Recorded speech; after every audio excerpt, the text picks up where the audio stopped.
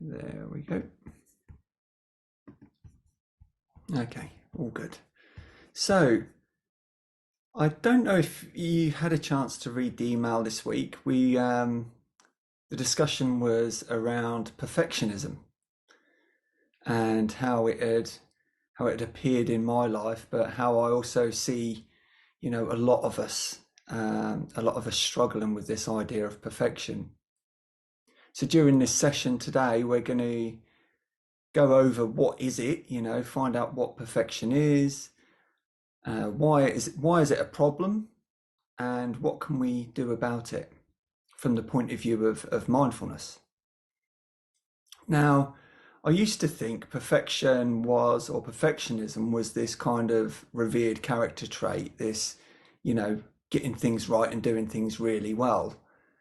But actually, looking into it, I've realized it's actually this attitude of striving for an unachievable outcome, or to have really high standards that don't leave any room for error. And with that comes unrealistic expectations and the thought that everything must be perfect. But as we know, things don't really go that way in life with humans or the world. So it can be quite conflicting with reality. And it's not to say there's anything particularly wrong with wanting to do things well and having high aims and standards. But the difference is perfectionists, or this attitude of perfectionism, is never quite satisfied with the outcome, no matter how kind of good it turns out to be. There's always, what about that bit? What about that little room for improvement?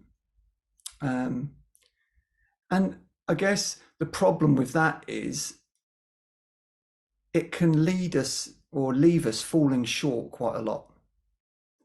And that can create kind of low self-esteem. It can create anxiety, depression, and eventually, like often in professional or busy lifestyles, there's this effect of burnout as well, because we're constantly trying to do these psychological leaps into a standard that we can't achieve. And this can lead to sort of rigidity within ourselves and controlling behaviors in our personal and professional lives. So I noticed it this week, particularly in myself, and I took something of a career change, that I sort of putting more of my eggs into the mindfulness basket and cutting my ties with the personal training. And personal training has been my main source of income. So there's this window of uncertainty that appeared of, am I doing the right thing? Will it work out? So in that window came tumbling in all sorts of fear and self-judgment. And kind of before I knew it, I'd reached a sort of stage of beating myself up and feeling like I really wasn't capable of doing any of this stuff. And it was almost like I didn't see it coming. So it was a real relief when I finally noticed that I'd been putting myself up against this standard. What had happened, the uncertainty had arisen, in crept fear, and with fear crept self-judgment. I'm not saying this happens for everybody in this order, but it certainly was my experience of this transition.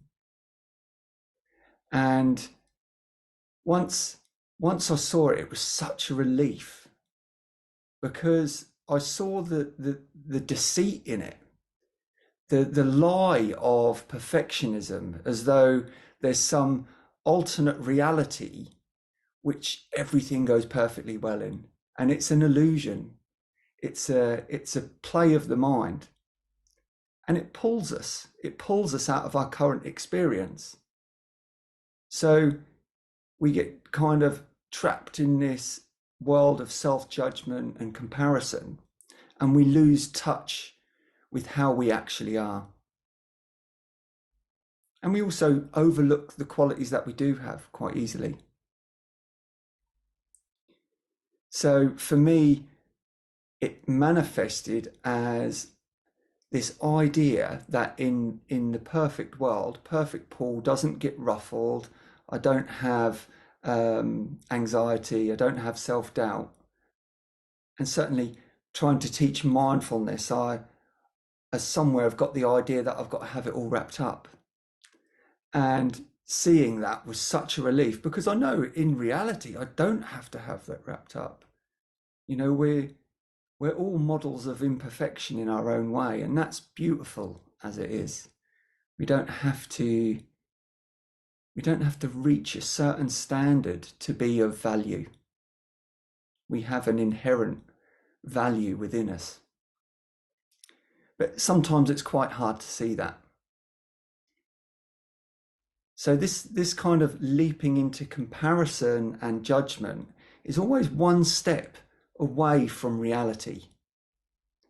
It's living in concepts, it's living in ideas.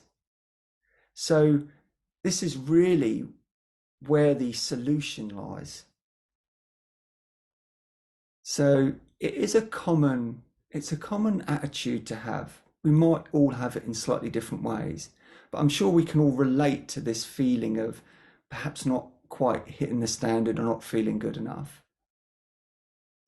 And whenever we're doing that, we're comparing ourselves to something. And we're comparing ourselves to something which is other than what we actually are right now, which is an illusion. So we're kind of beating ourselves up a little bit. So the solution, as I said, is in coming back to this moment. It's in coming into now and learning to accept it as it is. So can we learn to accept this moment as it is? And can we learn to accept ourselves as we are? And then maybe we can start to accept others as they are as well, and life as it is. But this takes practice, and inevitably we'll kind of have an experience of peace with this, and then we might fall back into these perfectionism traits because they're deeply rooted. You know, there's a lot of subconscious stuff going on here. But all we can do is dedicate some practice to becoming present and noticing when we're doing it, because that for me was the key. It wasn't I had to do anything. It was simply noticing that I was imagining some standard that I wasn't living up to. And that was enough just to shine that light of awareness on it. So the sooner, and this is the paradox or the irony of it, the sooner we stop resisting what is, you know, as soon as we come into reality, the sooner we stop resisting all the illusion or the things that we don't like about ourselves, the sooner we can move into a place of energy and space for change. So we have the potential to do great things with our lives, with our time. But if we're constantly stuck in comparison and perfectionism, then we limit our movements, we limit our energy because we're feeling contracted. So if we can come to this moment, accept ourselves as we are, this moment becomes a launch pad for our potential in the future. So with that being said, has anybody got any questions? I've got a little practice for us to do as the mindfulness practice today, the meditation. And we're going to start it with a real short practice. And this is a bit like a key to presence. It can be done sort of any time of the day. Perhaps you notice you've got lost in thought or lost in emotion or something's happened. And it's just noticing three things. But we notice three things that we see, we notice three things that we hear, that we smell, and three things that we can feel. And this can be done in a couple of minutes. And the thing that is true about our senses is they are always present. We can't smell the future or the past. We can't see it with our eyes. We can't feel it on our skin. And we certainly can't hear it externally anyway. So we'll do that as a little practice now. And the idea of this isn't particularly to get into a meditation as such. We'll do a nice meditation after, but it's just to see if we can notice what it's like to be present. The difference between living in this comparative thinking mind and actually living in the real world. So just taking this moment then just to notice what is around us, and maybe just taking note of, say, three things that we can see in our visual field. Maybe the computer or something on the desk or around us.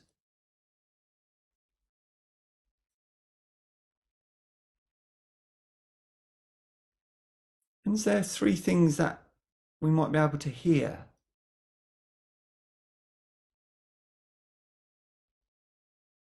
Maybe very quiet where we are, but can we offer our senses to hearing what's around?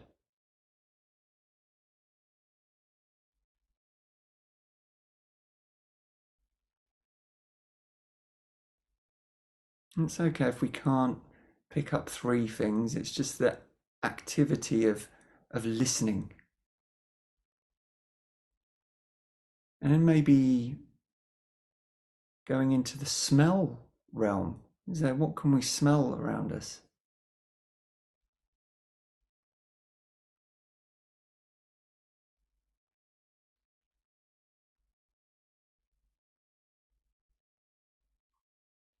It's quite hard to differentiate between different smells, but is there any layers?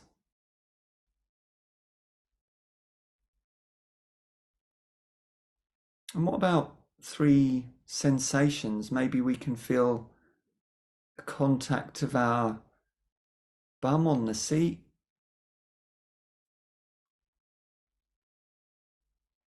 What about clothes against the skin?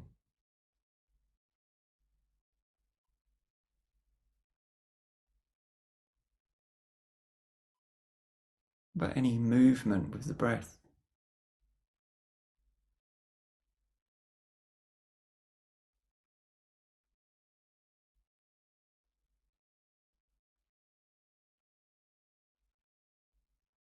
And this is just a little practice that we can use to focus our attention on what's happening now. And it may be that we see cup and then cup spurs on a whole load of thinking, but there will have been a moment in that initial seeing of the cup where the mind would stop and just be present. It might only be a slither. And the same when we listen. We open our senses of hearing up, we can actually notice that there's presence or aliveness around us.